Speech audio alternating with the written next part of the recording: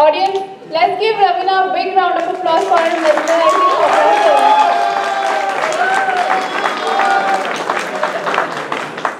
आणि आता वळूया आपल्या पुढच्या परफॉर्मन्सकडे. मित्रांनो, आपण सुरुवात केली की मराठी चित्रपट या माध्यमातून. पण तुम्हाला माहितीच असेल, मराठी भाषेला चित्रपटापेक्षाही पूर्वीचं एक माध्यम लाभलं होतं आणि ते माध्यम म्हणजे रंगमंच.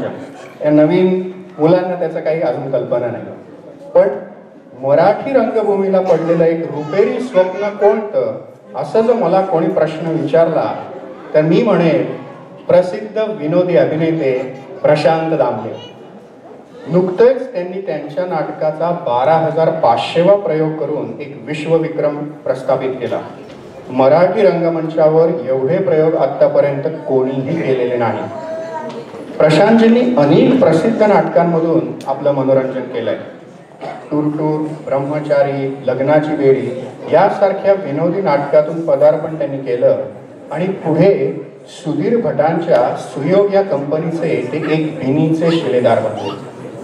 त्यांची नाट्यधारा अजूनही प्रेक्षकांची मने रिझवते. प्रशांतजींना अनेक पुरस्कार लाभले.